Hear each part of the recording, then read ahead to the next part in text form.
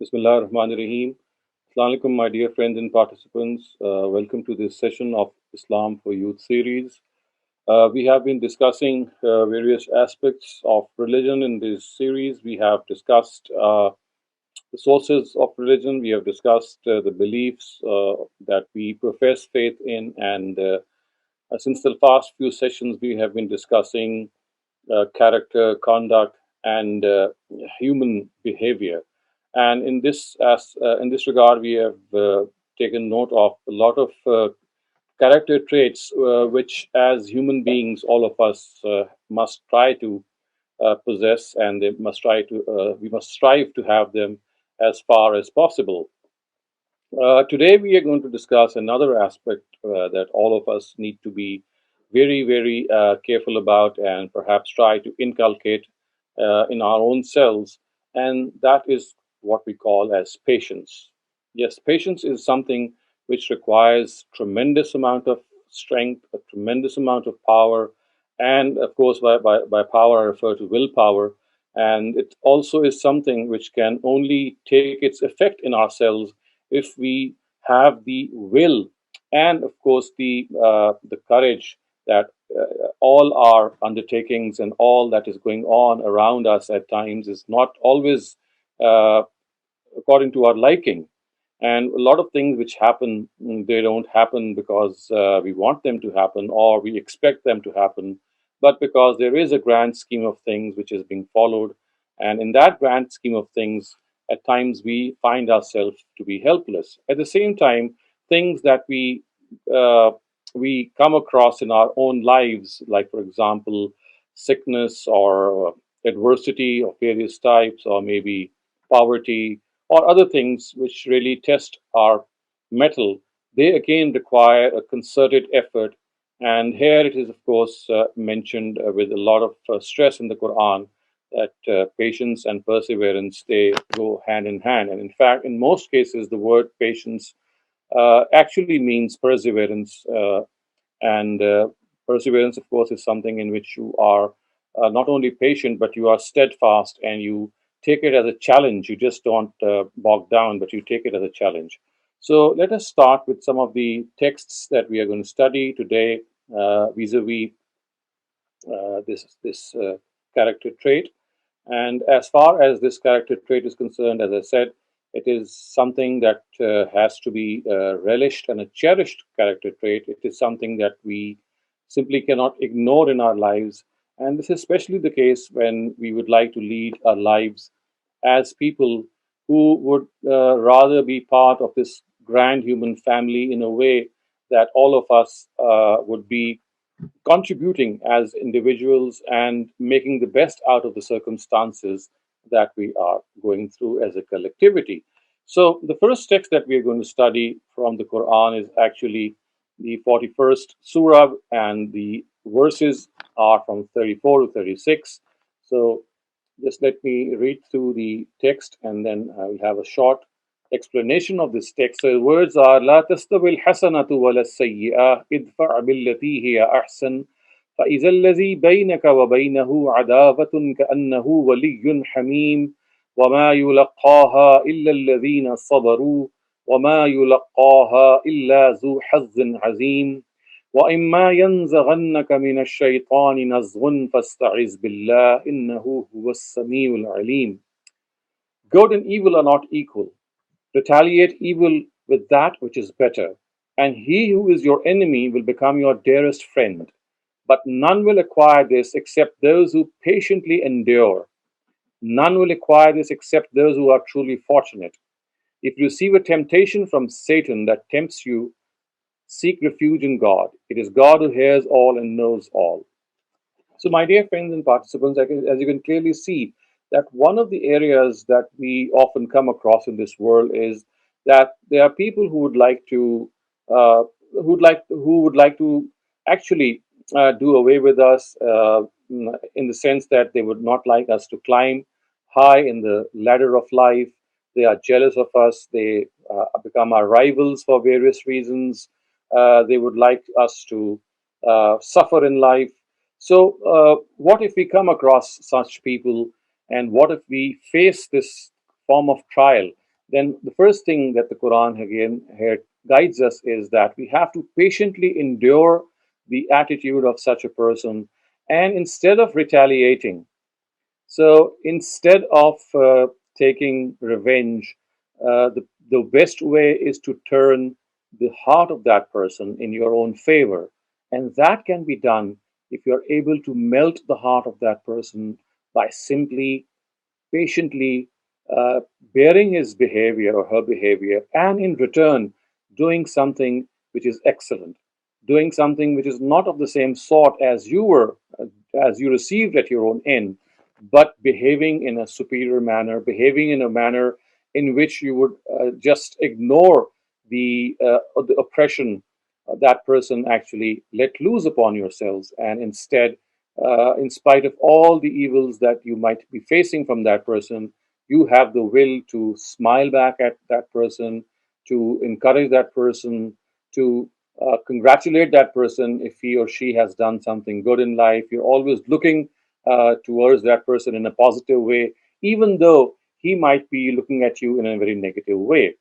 But you see, the Quran says that for this to happen, you have to have the tool of patience, which is a tool and a treasure at the same time. So it's like a huge thing if you are able to possess that patience, because this patience. It is through patience that you conquer the hearts of other people. You are able to ignore the insults that come your way from them, and when you continuously adopt a good attitude in return for the bad attitude that you are facing, well, 80 or 90% of the people, their hearts melt, and they simply are dumbfounded that why is it that I am doing all sorts of things to insult this person, and look at this person that every time that he faces my insults, he smiles back or she smiles back, or does not retaliate or does not show any form of frustration. But on the other hand, I always find that those vibes of positivity emanating from that person. So the first thing that this verse actually tells us, and which is of course a beacon of light that we can carry with us, is that if you want to live a life in which you would like people never to become your rivals, never to become your foes. In fact, you would you have a you have a trump card with you to turn your foes into your friends, and not only your friends but your fast friends, your bosom friends, who would actually sacrifice for you. And this can only be achieved if you always think good about other people, if you always return the evil things that you face from them in the form of good things. So, patience is what makes you win over the hearts of other people. Patience is something which really makes you a person who is strong. A person who is patient is always a person who is looking towards other people as they are of his own family, because every one of us would like our own family to grow in stature. And therefore, when we show patience towards their bad habits or their evil deeds, you are actually giving them this message that we are trying to make you grow in life. You can do all the bad or the evil things that come to your mind, but after you've done all these things and you find that no one is reacting to these things, time will come when you'll realize that this is not the right way in life. So, if you have to correct a person, if you have to change the life of a person, the biggest thing that is an asset that you have, that you can have, is this power of patience. So, as I said, this power of patience, it melts hearts, it moves mountains, and it simply changes the whole outlook. And it is something in which a small human being can really make a difference and make a huge impact in the sea of people in which he lives in. Okay, now let's move on to the next text that we are going to study. And this is, of course, another part or another text which is taken from the Quran. This is verse 111 from Surah number 22. It says, Inni jazaytuhumul yawma bima sabaru annahum humul faizun, which means, indeed, I have rewarded them this day for their patience, that they are those who have succeeded. So, again, something which tells us that if you want to succeed in life, if you want not only to succeed in this life, which we of course discussed in the previous verse, but success in the hereafter, of course, has a lot to do with the patience that we show here. And here, of course, the patience that we are talking about is in the wake of trials that we face, in the wake of so many things that come our way which we don't like, and in spite of that, we accept them as a plan from God, and we show patience upon them because there was something that were beyond our control. You see, there are a lot of things that are under our control. So, for things under our control, patience is not the right attitude. For that particular area, the right attitude is to strive and to struggle and to make your impact felt. But as far as things are concerned, which are beyond us, which we cannot control, it is here that we are required to show patience because there is a grand scheme of things which God is following and He would like us to follow as well. And in that grand scheme of things, a lot of unexpected things happen. A lot of unexpected things come our way. And the best way to counter those unexpected things is that we have a strong God connection. We think and we trust in God that whatever is happening for a certain reason.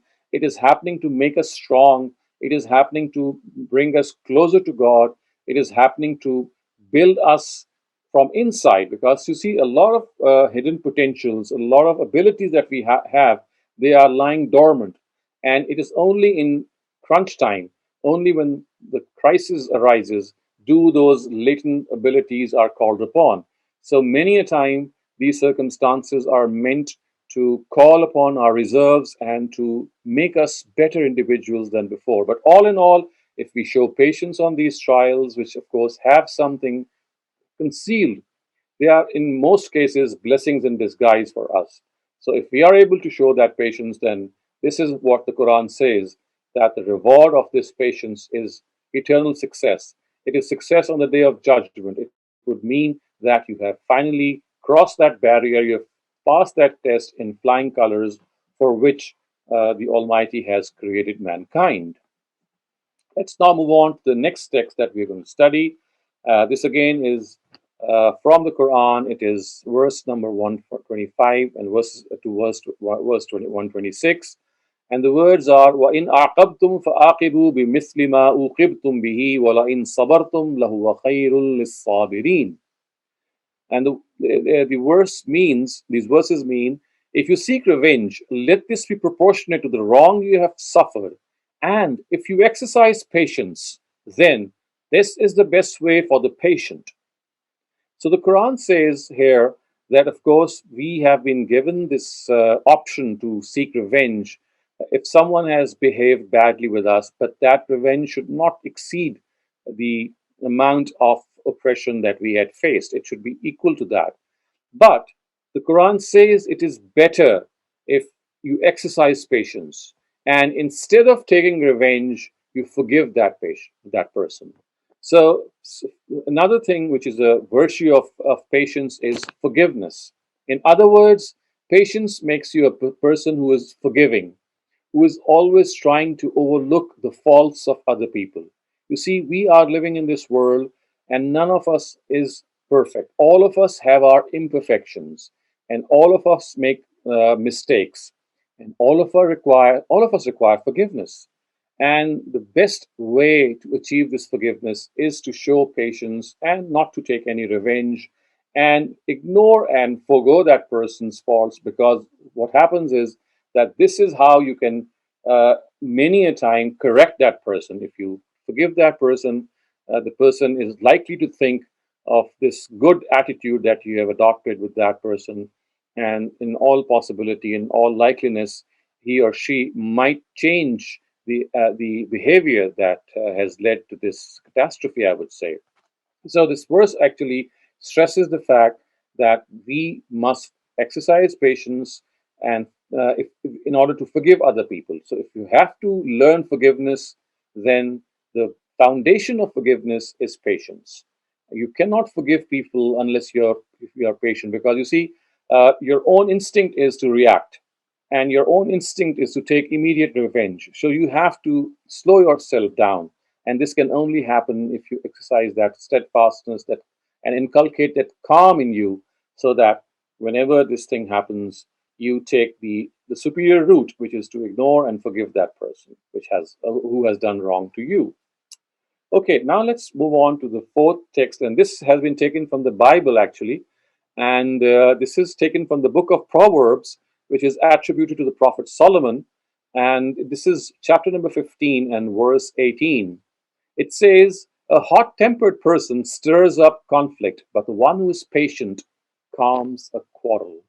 So, what a beautiful thing that we can see the Prophet Solomon is actually teaching us, and that is that if you want to be a person who is going to resolve an issue, who is going to be resolve the problems which are coming his or her way, then the best way is that you exercise that patience and you are able to make people reconcile with one another. So, on the one hand, we find people who are hot tempered, people who are impulsive. So, all people who are impulsive, they are likely to worsen the conflict. They are likely to make matters even worse. But a person who is patient, you can depend on that person because that is the person who is going to calm down the situation. He or she is not going to aggravate the situation. He or she is not going to take advantage of that situation. So to be a patient person is a big bonus. It's a huge quality because then you are a person to whom people will turn to. And needless to say, that people who are in positions of leadership or people who are in positions of responsibility, they especially need to show this quality because this is the quality which is going to win the hearts of people, and this is the quality which is actually going to resolve very, very intricate problems and very, very deeply entangled disputes between people. So, so much for these texts that we have studied from both the Quran and from the Bible. And now we come to a narrative of Prophet Muhammad sallallahu alaihi wasallam, which is taken from a book of Hadith. I'm just going to read the translation. It says, Abu Sa'id al-Khudri reported that some people from the Ansar asked for charity from God's messenger, so he gave it to them. They again asked, and he again obliged, until he was left with nothing. So he said, "Whatever is with me of wealth, I did not withhold from you. So he who wants to become chaste, God will make him chaste. And he who showed contentment, God will grant him wealth. Uh, and he who asks for patience from God, God will grant him patience. And no person can be given a grant better and bigger than patience."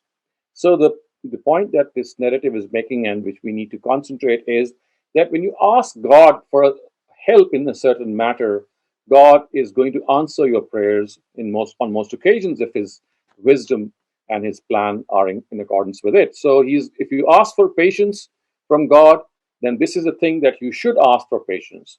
And the Prophet has actually said that the biggest thing that God can grant you, the best thing that God can grant you is the wealth of patience. So, whatever you ask from God, of all those askings, for all those things that you ask from God, the biggest thing that you can ask is patience. And the biggest grant that He can give in return is this grant of patience.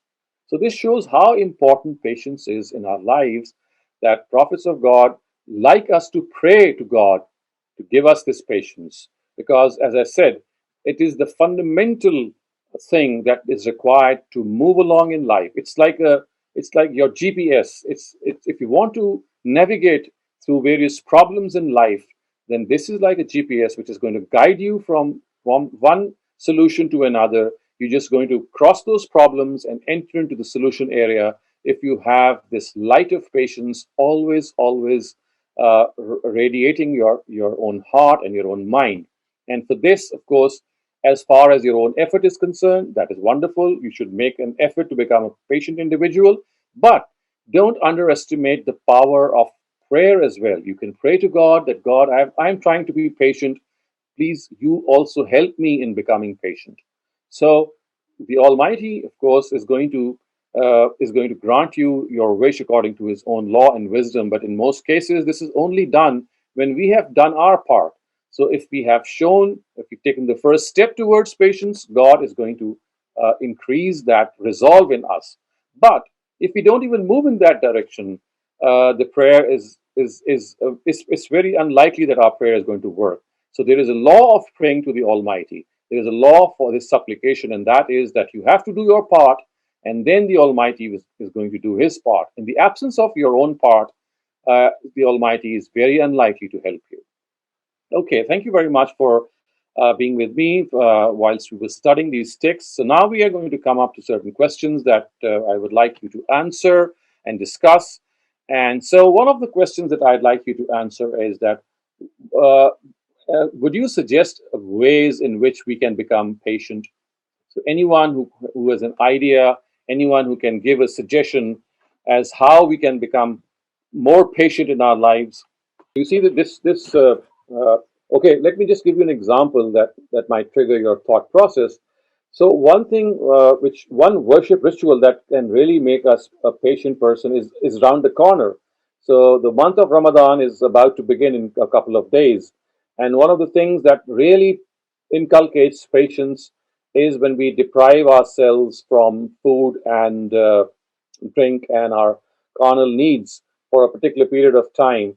Of course, this makes, when we deprive ourselves from our desires for a particular purpose, it's like a workshop that we are undergoing. It's like a period of instruction and training.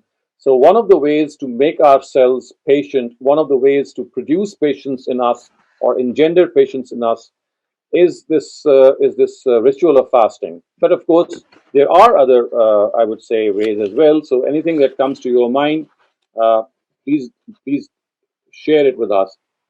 Oh, Douglas, please go ahead. I'm not sure if you'd actually agree with this sentiment, but something that I think about to make me more patient is the pettiness of existence in general. Even if something bad happens to me, or if somebody says something cruel or unkind, I just think to myself that maybe in about 100 years I'll just be a rotting corpse, and in as few as just a couple thousand, the human race might be extinct, and then so on and so forth. The sun's going to blow up, and all those other things. So I guess I just try to keep a sense of the scale of the things that happen to me in mind to make me more patient about what's actually going on. So if that is something which really produces the required strength in you, of course, this is something that can be done.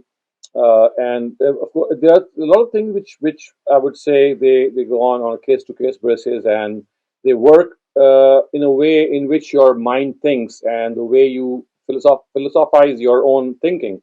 So if this is something which might produce patience in you, it appeases you. Okay, that could be a solution. I would say. The next person in line is Ali Qureshi. Please go ahead. Thinking of things that can like kind of like clear your mind, like things that put your mind at like ease. Uh, okay, like what would be an example for that? Um, just just like thoughts that kind of make you kind of feel more peaceful. I don't like really know an example type thing. Okay. Uh, okay. Could you be more precise? Could you repeat once again what you have in mind? So it's like you just like think of some things that put your mind at ease. So it's like you think Okay. of something that kind of makes you happy. Okay. Right. I understand. So what you're implying is that one of the ways to relax yourselves and thereby produce patience is to think of things which make you calm and make you happy.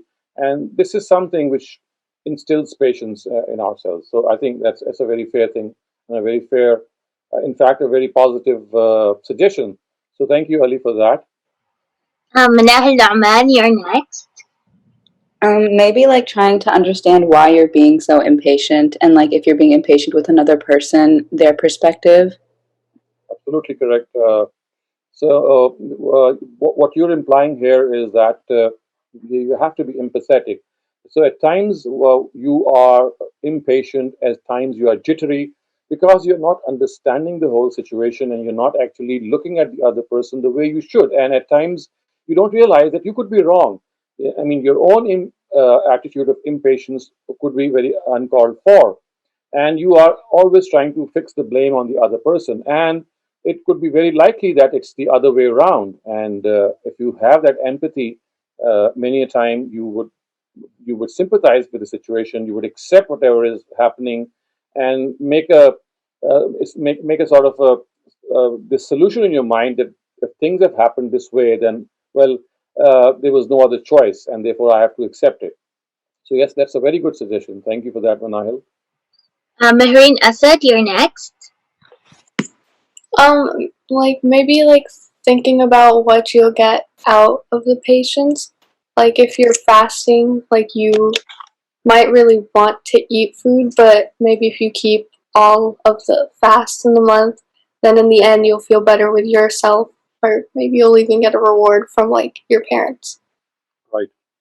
So you approach the whole issue from another aspect, and that is the benefits which patients can produce. Of course, in the case of the fast, you will be rewarded with whatever you wanted to have once you break your fast, or if you made a commitment to your parents that you will do such and such a thing, and you achieve that, and therefore you will be rewarded by your parents. So that is like approaching the whole issue on the basis of the fact that if I do this, then this is the benefit that I'm going to reap, and it's perfectly legitimate. I would think that when you associate some benefits with a certain attitude that you adopt, so you get inspired, you get motivated that, well, if I do this, this is how I'm going to gain. And I think that's a good suggestion as well, Mehreen. So thank you for that. Said Abdullah, you're next. Yes, said when a person realizes that if he or she is impatient, the aftermath would end a bit negative. Right. So if you realize that the real consequence of being impatient is in fact it always goes against the person who is showing that impatience. So you might express uh, your dissatisfaction, your frustration, but the end result of being impatient is that more often than not it goes against you. So, because when you're impatient, you're going to utter certain words, or maybe you raise your hand, or maybe you abuse someone, or whatever you do. Ultimately, you're going to regret that, and you'll feel embarrassed. So, simply by thinking that whatever I'm going to do, if that is something which is against uh, patience, or it is against a calm behavior that I should adopt, then ultimately I'm going to be the sufferer of that, because people will blame me for the things that I do in excess when I am in this mode. So, Abdullah, that's a brilliant suggestion, and coming from such a young mind as yours, it's so heartening. Thank you, Abdullah. Kaushik, you're next. Assalamu alaikum, sir. Uh, so I would just like to correlate the situation like what you described it in the anger management, sir. Hmm. We can again like before going to sleep, we could just analyze the whole day workout. Like when I was impatient, why I was impatient in that situation, and finding out the ways. Like okay, from tomorrow, if this situation comes again in my life, I would be patient towards the person Right. like that. Okay, so that's also a good suggestion, that you imagine the situation which is going to arise in future, and in psychology we call this as self-suggestion. It's like a self-suggestive behavior, and that is that before that crunch time arrives, and before any moment of crisis arrives, you give the suggestion to yourself that, well, I'm going to be patient, I'm going to not react, I'm going to be calm. And all these sentences that you suggest to yourself, you might be knowing that they have that imperceptible effect on you. You might not realize, but you see, when you keep on preparing yourself for something in future, it has an effect on you. And often it happens is that when that time arrives, you get a flashback.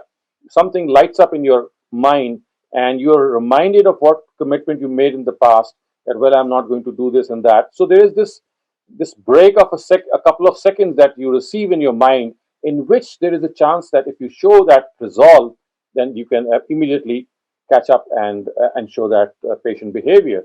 So yes, that's of course a very very I mean, this is a tried and tested thing, and something that we should try to employ more often, and that is to plan in advance that if something is going to happen of this sort, this is how I'm going to behave. And hopefully, if this happens a couple of times, your own time of reaction is delayed, And the more delay the more is the delay in your time of reaction, the more is the chance that you'll not act in a rash manner. So thank you for that, Kaushik. I also Okay. have a suggestion. Yeah, Oh, Mariam, please go ahead.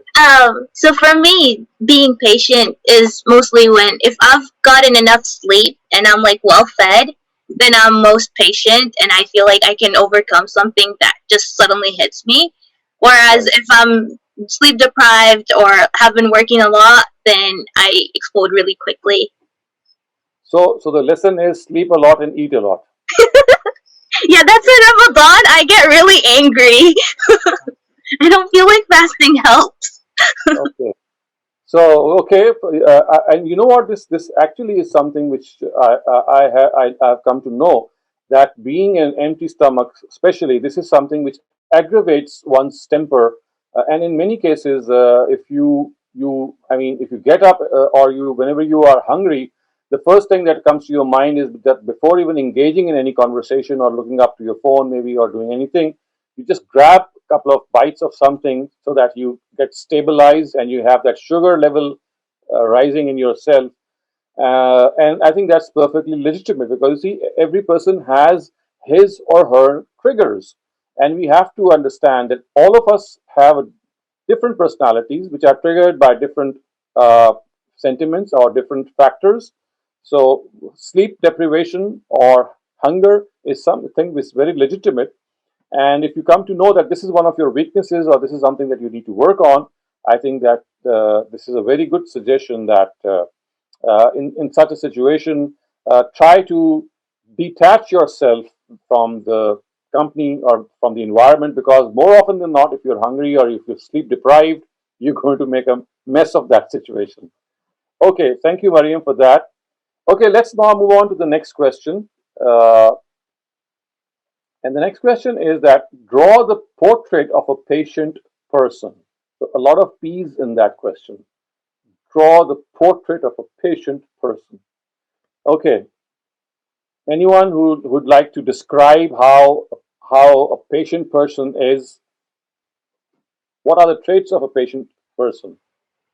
Douglas, please go ahead.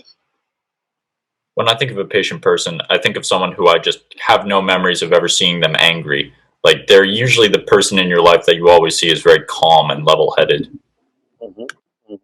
So one of the qualities of a patient person is that calmness that exudes from their persona, from from the way they are conducting themselves. When they enter the room, they have this calming effect on you. And as soon as the person who has this ability, he or she comes in contact with you, it is as if these ripples that are all around us in the form of waves, they are suddenly quietened, and you have this feeling of calmness. And I think something more that can be added to a patient person is that a patient person is always I mean, one of the qualities that I have observed of a patient person is that he speaks less. He's more reflective most of the time, because what happens is that patience requires that inner resolve in you, and the more you think and the more you concentrate on your mental abilities, which of course is often done when you're silent, the more effective it is. So I would say I have seen so many people who are patient, and at the same time, it's not that they are silent, I would say, but perhaps a better word would be that they speak at the right time. They speak at the most opportune moment. And the best would be that, I mean, they don't just chatter away. Their words will always be calculated, because you see, they are not going to use words and phrases which are going to harass other people or tease other people or disturb other people. They are going to be people who are always going to be very, very selective of the words they choose, because they would know that the wounds of the words are much deeper than the wounds of the sword, as they say. So I also see patient people as very calculated in their behavior, and I see many people who are patient. Uh, they are people who actually are able to groom children in a very effective way, because you see, grooming is something in which you are training other people, or in other words, you are trying uh, to do away with the faults of other people. and you are basically bearing the brunt of those faults. So if you remain patient and let that other person make the mistakes, and you are on the one hand bearing those mistakes, and on the other hand patiently and silently correcting them as well. So one of the things that happens is that you find a person who is patient, that the grooming aspect that he or she is doing as a teacher maybe or as a parent, that becomes much more pronounced. So patient people will always produce a very, very healthy crop of people. They'll produce outstanding human beings. They'll produce outstanding individuals because you see, the biggest virtue, or I can say one of the biggest virtues, is patience, and they are likely to transfer this trait into the people that they are grooming. Okay, so these were some of the thoughts that came to my mind, and let's now move on to the. If there is another, if you would like, anyone would like to add to this portrait, so uh, let me ask Rida. Rida, would you like to add something to this? Rida said in the chat you can see that they don't hold grudges. Okay, absolutely correct, Rida. That as these are the people who don't hold grudges. They are people who have no malice for other people. They just forget about the harms which other people have inflicted, in spite of the fact that they have been recipients of these harms. They just forego, and therefore they hold no grudges. That's a beautiful thing that you have suggested. So, thank you for that. Okay, okay, Alicia, would you like to share something? Or Alicia? Sorry, it's Alicia. I pretty much agree with everything that everyone else was saying. Like that's what would come to my mind when I think of a patient person. But also, I kind of see how patient a person is. Like when someone consoles you really well, you can kind of tell what kind of how they deal with things, and that kind of gives you an idea of their demeanor when they're dealing with their own trials and tribulations, or how they console you with theirs. So. Absolutely correct. So, Alicia, would you share anyone in your family uh, regarding whom you are very impressed vis-a-vis this trait? You think that this is something which, or the trait of patience is found in large quantities or in abundance in anyone that you know in your family or in your friends, anyone that you're impressed with? Everyone in my family, and I'm constantly learning from them. No, I was specifically talking about the trait of patience, someone who is extremely patient in your family and you are inspired by this trait. I would say because we're all like we're in an environment where we all kind of want to work towards helping each other become more patient. That I don't think it's one specific person who's teaching us all. I think we're all working together to learn. So, Alicia, you should count yourself to be an extremely lucky person because if you are living in amongst people, all of whom are so patient and all of whom are so who gel together in such a way that they help each other to grow. So, I think you must count yourself to be a blessed person. This is because this is one of the best environments that we can all dream of. Okay, thank you for sharing your ideas, Alicia. Okay, let's now move on to the third question here. It says that, oh, can you share a story of patience? Anyone that, or any one of you who could maybe perhaps share either a personal story that you might have encountered yourself, or if in anywhere amongst your family or friends, or even in the past or in history, if some story or anecdote of patience has impacted you so much that you always remember it. Douglas Mar, please go ahead. There's a poem that I like to recite to myself, and I don't know if really patience is the best word for it. Maybe perseverance, but I guess patience and perseverance are very similar to each other. It's Robert Frost's "Riding Through a Snowy Wood at Night," um, Mhm. and essentially the plot of the poem, because it would take too long to recite it from memory right now. But essentially, a fellow is riding through a snowy wood at night, and he'd like to stop and rest, but Mhm. because he still has obligations in the town he's going towards, he carries on nonetheless. So, Mhm. and I just find that kind of inspiring somehow. Right. So actually, absolutely correct there, Douglas. So it's like never giving up. It's like this urge in you that whatever happens, I'm going to try to achieve my goal. I'm not going to waver. I'm not going to lose my way. I have a goal to achieve. I have a mission in front of me, and that mission is something that I have to achieve. And I think there are so many stories, and I find stories which are I mean, of unsung heroes, as you say, and there are a lot of people who become famous because of their names and their ambitions and the achievements they have made. But I think if you just look around yourselves, you'll find so many people who might not get your notice in ordinary circumstances, but they have stories of patience and resolve that can just amaze all of us. And I often see this patience. The biggest, I would say, the biggest facet of patience that I see often in my lives is in the lives of every mother that I come across. I see that they have loads and loads of patience, and perhaps this is as a gift of God, because unless you have that amount of patience, it's just so difficult to bear children. You have to carry children in your body, and then you have to deliver them, and then you have to take care of them. You have to suckle them, and there are so many things that the mother especially does for her children. And this is something which cannot be done, I would say, unless she has tons and tons and even more reserves of patience. And I see Ali Qureshi and Mehreen also trying to share something. Please go ahead one by one. Ali Kurishi, please go ahead. My parents, like, when they patiently taught me how to ride my bike a few years ago. Oh, wonderful. So that's a beautiful example. You see, this is what I'm talking about. You don't need to look at very fancy things or something very noticeable. As small a thing as teaching someone to ride a bike. Uh, this is not easy, because you see, you keep falling from one side to the other. In fact, Einstein has famously compared human life to a cycle in which you drift from one side to another, and it's so difficult to maintain your balance.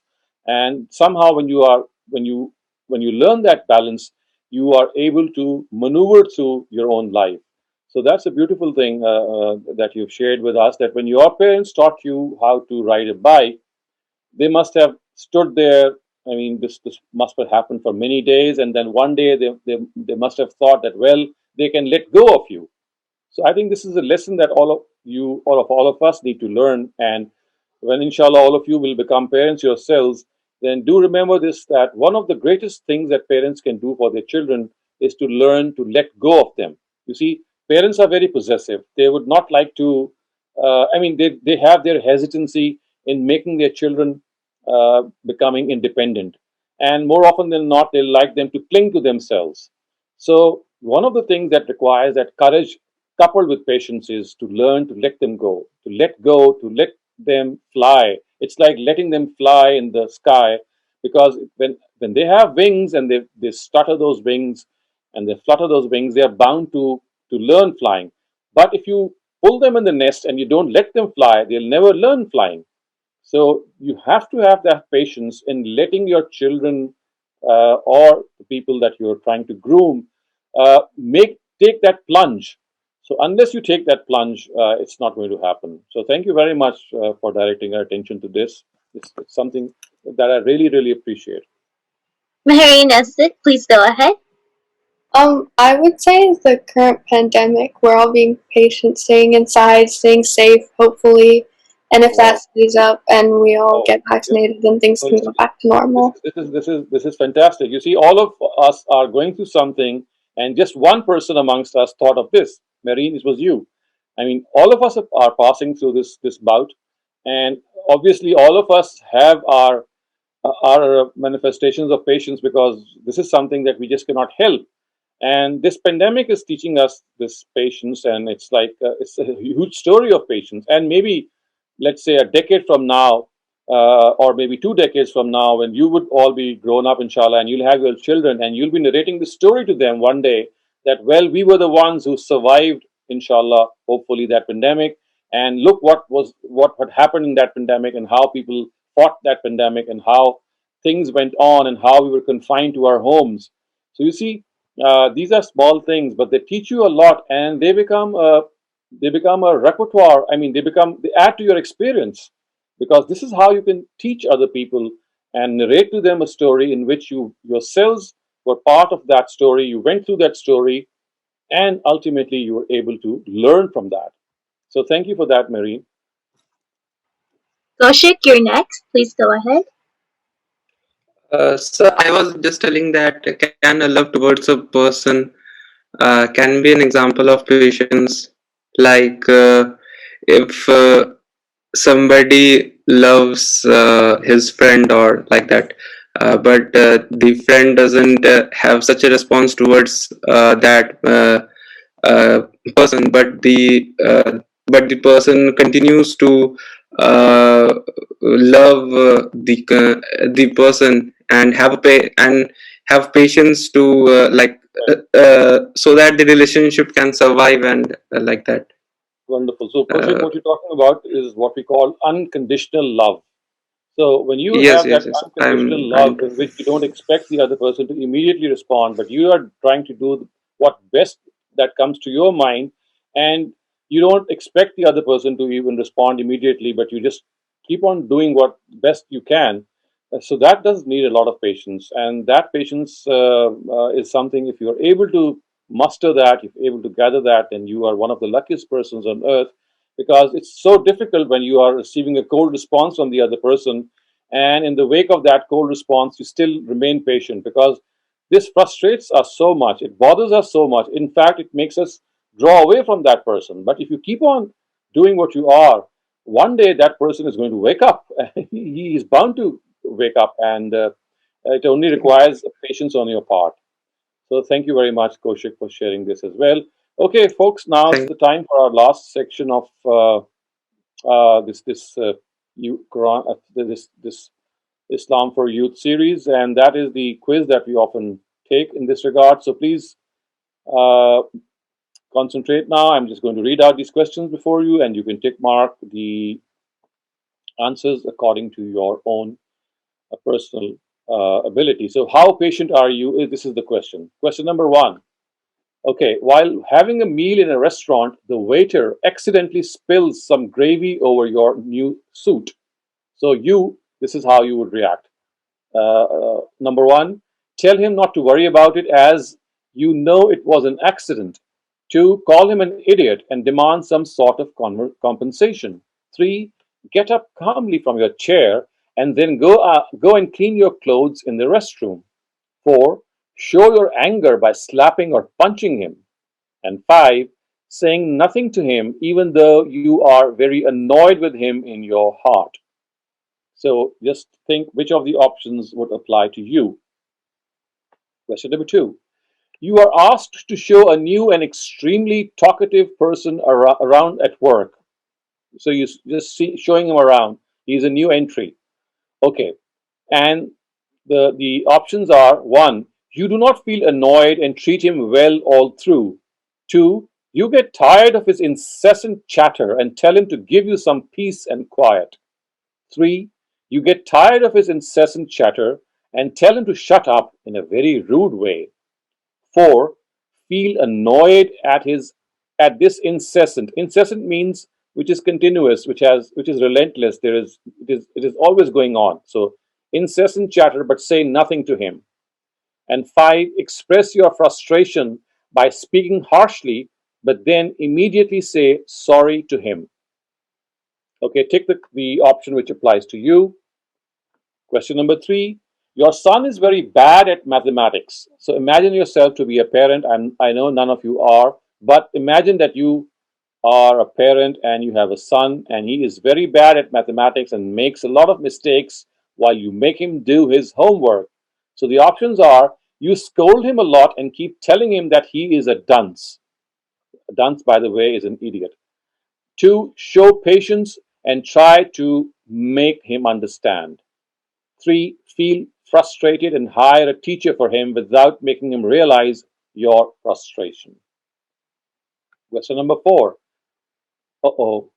You and your husband. Okay, imagine yourself to be someone who has a husband, or you can imagine yourself someone who has a wife, either way. Okay. You and your husband have arranged to meet some friends for tea, but when it is time to go, your husband is not ready. Okay, so what you can do is you can replace maybe a sibling. Maybe you had a sister or a brother, Imagine that you have a sister or a brother, so you can substitute a sister or a brother for the word husband. So what you do is, the option number one is, you patiently wait until he is ready and phone your friends to excuse your late arrival. Two, you speak harshly to him. Remember, this is your brother. You speak harshly to him for not getting ready in time, but then apologize. Option number three is, you scream at him and then say that you are going immediately if he is not ready. Okay. Question number five. Your computer hangs up right in the middle of an important piece of work. You, option number one, feel frustrated and switch the computer off and hope that it will be working when you switch it back on again. Two, feel annoyed but decide that getting annoyed will only make the situation worse. Three, scream and abuse the computer.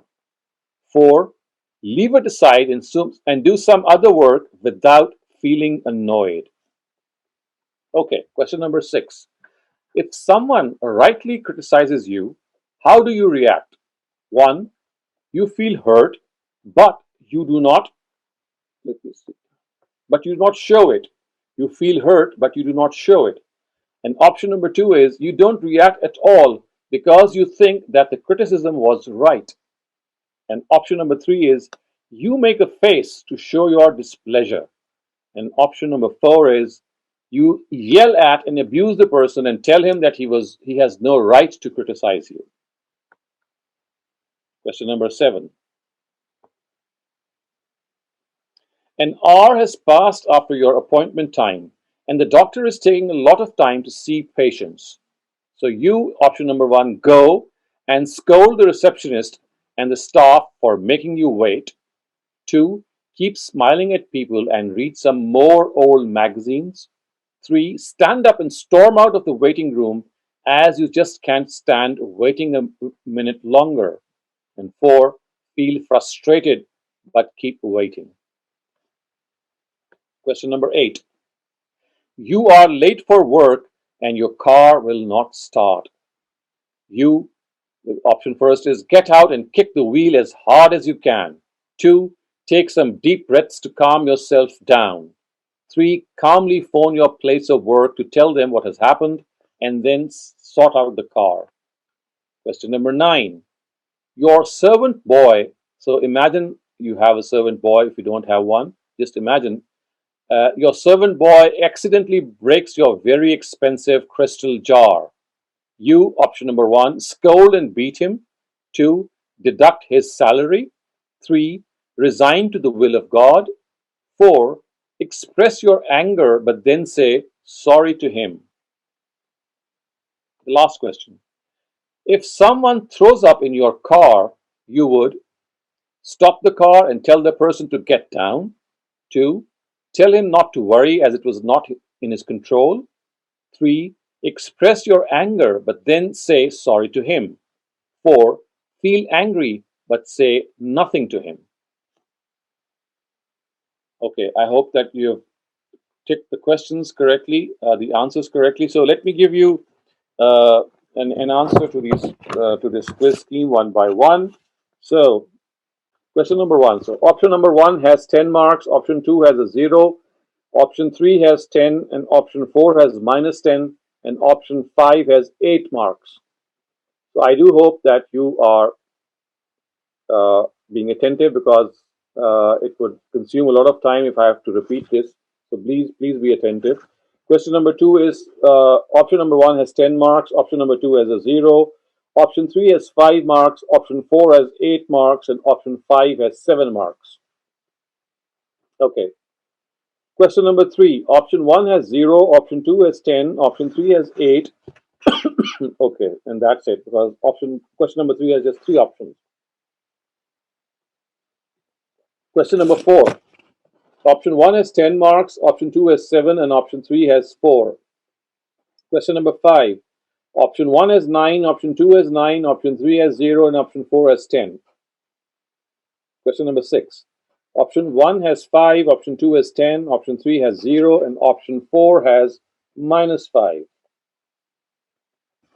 Question number 7. Option 1 has minus 5, option 2 has 10, option 3 has 0, and option 4 has 8. Question number 8. Option 1 has 0, option 2 has 10, and option 3 also has 10. Question number 9. Option 1 has -5, option 2 has 0, option 3 has 10, and option 4 has 7. And the last question.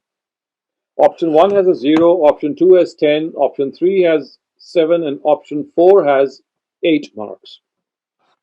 So just add up your marks. Okay, anyone who'd like to share between 90 and 100? We have Amer who got 91, Ali Khoresia got 98, Mahreen got 97, and Bassam got 91. Excellent. And between 80 and 90? Said Abdullah got 85. That's excellent as well. And between 70 and 80? I think I got like 70 something. But I'm bad at math, so I haven't calculated yet. Okay. Kaushik got 80. Okay, that's wonderful. So, as I normally say, that below 60 is something which you might need to work on very hard. And do remember that the month of patience is around the corner. So, if you'd like to improve your patience content in yourself, then one of the best ways is to really make benefit of the fasts that you would like to observe in the coming month. So, thank you very much for that. So, if you have any questions regarding today's discussion, I'll be glad to answer them. Otherwise, inshallah, we'll meet next week with a different topic. Okay, so I guess inshallah, this is the end of today's session, and we'll see each other next week. And until then, it is goodbye and Khuda Hafiz, and have a great Ramadan, and Ramadan Kareem to all of you.